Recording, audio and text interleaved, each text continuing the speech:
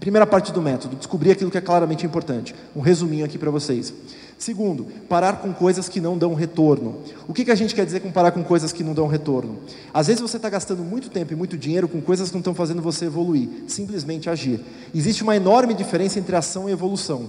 Tem pessoas que agem demais, mas não saem do lugar. A gente tem que procurar evoluir mais e agir menos. É isso que faz a diferença no nosso dia.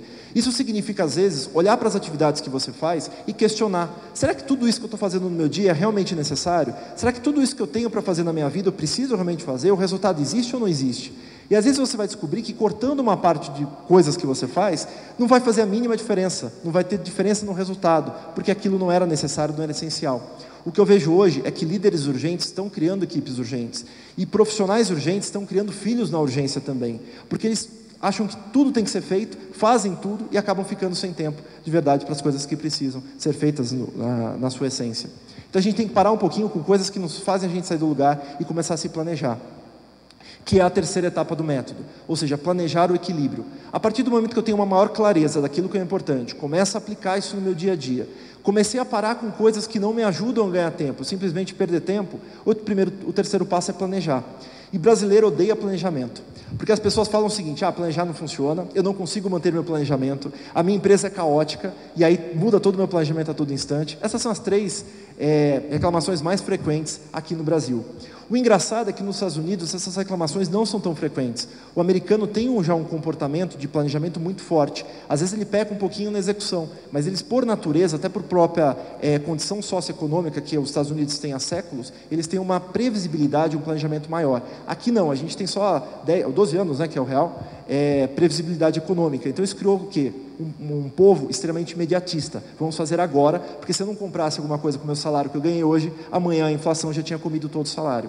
Então isso não criou um hábito de planejamento nosso, mas a gente precisa planejar.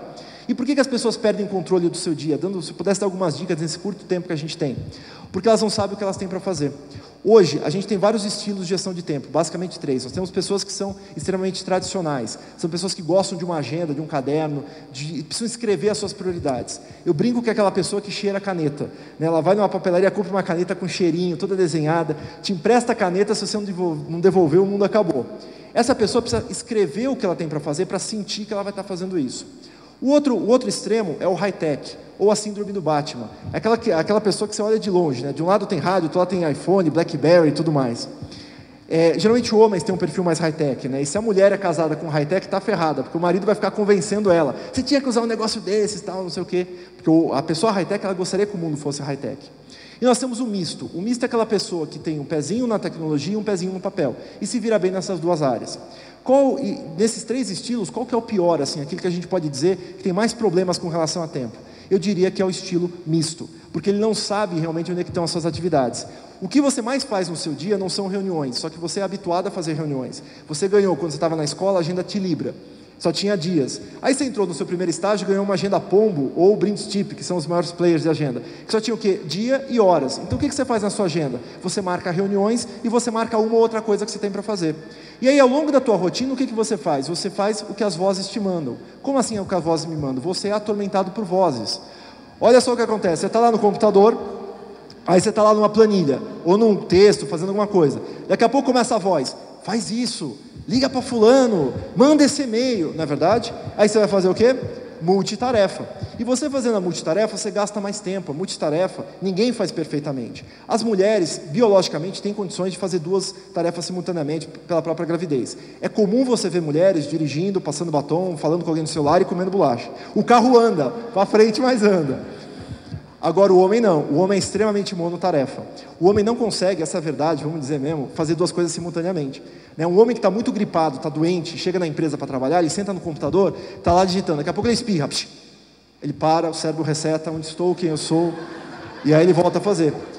Até por isso que vocês mulheres não podem pegar pesado com a gente, porque a gente só faz uma coisa por vez. Então não adianta, passa a roupa e arruma a cama, não dá. Arruma a cama, depois passa a roupa, quando acabar, hein? Não fala do junto que estraga.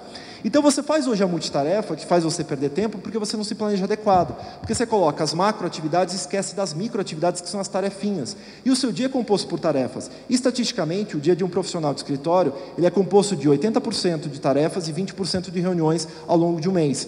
Profissionais que não estão relacionados com vendas, enfim. um padrão médio de perfil de escritório. Ou seja, se você só foca nos compromissos e põe uma ou outra tarefa, o que vai acontecer? Vozes vão ficar te lembrando de coisas que você tem que fazer. E aí você acaba não conseguindo manter o seu planejamento, porque você não consegue planejar porque está tudo distribuído. Tem gente que anota o que tem para fazer num caderno, tem gente que anota nas tarefas do Outlook, tem gente que anota na agenda, e tem gente que às vezes manda e-mail para si próprio. Já viram isso? Bom dia, hoje você tem que fazer isso, isso e isso. Esse já é o síndrome das vozes loucas. Então, o planejamento, uma dica básica é ter um lugar central para ter todas essas tarefas, porque aí eu começo a me planejar, e aí eu começo a manter melhor o meu planejamento. E a última etapa do método é aproveitar equilíbrio, qualidade de consumo. Ou seja, você começou a ter mais tempo, começou a ter mais dinheiro, é importante que você aproveite isso. Isso significa aproveitar mesmo para viajar com a tua família, com as pessoas que são importantes. Às vezes a gente não dá valor para quem é importante, só dá valor para quando a gente perde aquelas coisas. Às vezes as coisas importantes estão do nosso lado e a gente não valoriza. E se eu pudesse resumir gestão de tempo em uma única frase, ela seria: gerenciar seu tempo é gerenciar bem os seus relacionamentos. A tua sensação mesmo que não está aproveitando a vida, ou que não está tendo tempo para nada, ela começa a aumentar quando você deixou de dedicar tempo para os seus filhos, para a sua família, para os seus amigos. Aí você sente que está totalmente em desequilíbrio. E aí você começa a ficar mal com você. E às vezes está do nosso lado, a coisa a gente não vê. E as pessoas falam o seguinte: o meu namoro acabou do dia para a noite, o meu casamento acabou do dia para a noite, o meu emprego acabou do dia para a noite, mandar embora do dia para a noite. Nada acaba do dia para a noite. É uma série de pequenas coisinhas que você vem acumulando há anos, às vezes décadas. É uma gentileza ali, é o esquecimento aqui, é a falta de tempo, é aquela hora extra que você faz. Isso vai acumulando, acumulando, acumulando. Chega uma hora, essa panela de pressão está tão grande que você um dia chega e esquece de comprar queijo e pão na padaria. E fala assim, a mulher falou: trouxe o queijo e o pão? Ela falou assim: não. Assim, não aguento mais você, quero separar, vai embora. Aí você chega no outro dia e fala: nossa, minha mulher separou por causa de um queijo e de uma mussarela. Não foi por isso. Foi porque veio acumulando. Nada acontece, nada quebra do dia para a noite. E aí é que eu digo, viver o tempo é viver o tempo com sabedoria, o que realmente traz benefícios. Não é do dia para a noite, mas a gente começa a ter resultados.